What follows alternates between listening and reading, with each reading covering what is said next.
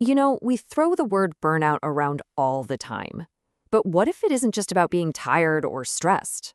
What if it's the result of a hidden system, an architecture really, that's designed to deplete you? A system that is actively rewiring your brain, whether you realize it or not. This quote it hits home, doesn't it? It perfectly captures this idea that so many of us have just accepted as fact.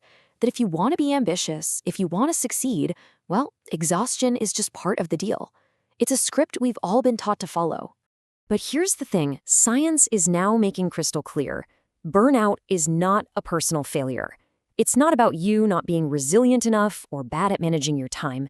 It's actually the predictable outcome of a system that is brilliantly, almost perfectly, designed to wear you down. And in this explainer, we're going to pull back the curtain on that very system. Okay, so first things first, let's get our definition straight, because burnout is a very specific, measurable thing. It goes way beyond just feeling stressed out after a long week. The World Health Organization defines it with this triad. First, you've got that feeling of just total energy depletion. You're completely drained. Second, there's this growing mental distance from your job, maybe even cynicism. And third, a drop in your professional efficacy, that nagging feeling that nothing you do actually makes a difference. See, it's not just a bad week, it's a chronic state of being. And this isn't some niche problem affecting a few people. The data shows it's a full-blown global pandemic. In major economies, about half of all workers say they feel burnt out. And in places like the UK, that number shoots up to a massive 63%.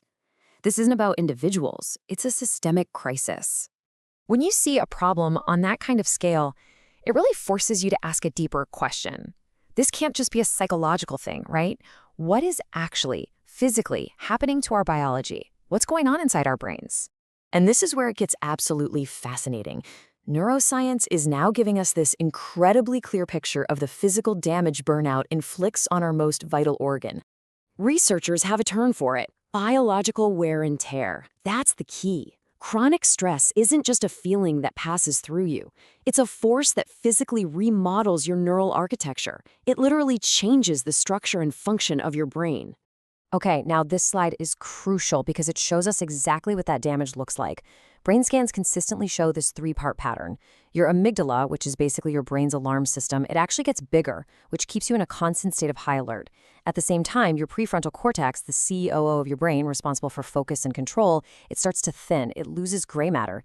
And finally, the striatum, your brain's reward center, it literally shrinks. So think about that. It's not just in your head. Your brain is physically changing to make you feel more anxious, less focused, and unable to feel a sense of accomplishment.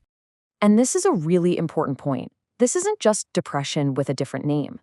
While they can feel similar, burnout has a unique neural signature. That shrinkage of the striatum, the reward center, is the key giveaway. It's a consistent marker for burnout that you don't typically see in the same way with other conditions like depression, where it's often the hippocampus that's more affected. So, if our brains are being physically damaged, the next question is, what's causing it? And this is where we get to the heart of the matter, to the external forces we're calling the hidden depletion system. This system is basically held up by three giant pillars that define so much of our modern world. Pillar 1, the relentless war for our focus, also known as the attention economy. Pillar 2, the deeply ingrained myth of toxic productivity. And Pillar 3, our pervasive, inescapable, always-on culture. Let's start with the attention economy. Honestly, the best way to understand it is to stop thinking of your phone as a tool and start seeing it for what it is, a digital slot machine you carry around in your pocket. And I'm not just being dramatic, that's literally how it's designed. These platforms are built on a powerful psychological principle called variable ratio reinforcement. It sounds complex, but it's the same trick casinos use. By giving you rewards, a like, a comment, a new email, at random, unpredictable intervals, they make the act of checking your phone intensely addictive. You keep pulling the lever because you never know when you'll get that little hit of dopamine. All right, pillar number 2 is toxic productivity. You know that feeling, right? Your workday is just a constant blur of switching, from your email to Slack to a Zoom call back to a spreadsheet. Every single switch costs you mental energy. It creates a high cognitive load that leads to something called focus drift, where you can't stay on one thing for long. And the result is this deep mental fatigue, even on days where you feel like you got nothing important done. And that brings us to the final pillar, The always-on culture. Those constant notifications, the expectation that you'll reply instantly, all of it means your brain's alarm system, that amygdala we saw earlier, the one that's already getting bigger from all the stress, it never gets to stand down. It's stuck in threat mode, which robs your brain of the deep rest and recovery it desperately needs to repair itself. So yeah, the system is powerful, it's everywhere, but here's the good news. Just understanding how it works is the first, most crucial step to taking back control. Knowledge gives you power. So how do we actually start reclaiming our brains? I absolutely love this quote from Sarah Noon. It just boils everything down to this one fundamental choice we face every single day. See, the depletion system, it runs on pressure. But recovery? That starts the moment you consciously decide to operate from purpose instead. And this table shows us exactly how to do that, with real, practical strategies. This is how we can hack the system. For the constant notifications that shatter our focus, we can use batching, checking them at set times. For that mental tension from all the unfinished tasks, that's a real thing called the Zeigarnik effect, we can use simple end-of-day planning. Instead of being a passive victim of algorithmic feeds, we can actively disrupt and curate them. Each one of these is a small, powerful act of defiance.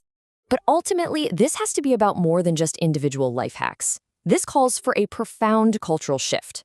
Like the quote says, we need to stop celebrating people for surviving burnout and start building cultures and systems that actually help them avoid it in the first place. And all of this brings us to one final critical question. This is the one I really hope you take with you and think about in your own life. Really think about it. The next time you pick up your phone, ask yourself, am I doing this for a reason or is it just a reflex? When you say yes to that next request, is it moving you toward your purpose or are you just caving to pressure? Understanding the hidden system is what gives you the power to ask that question. And more importantly, it gives you the power to start changing the answer.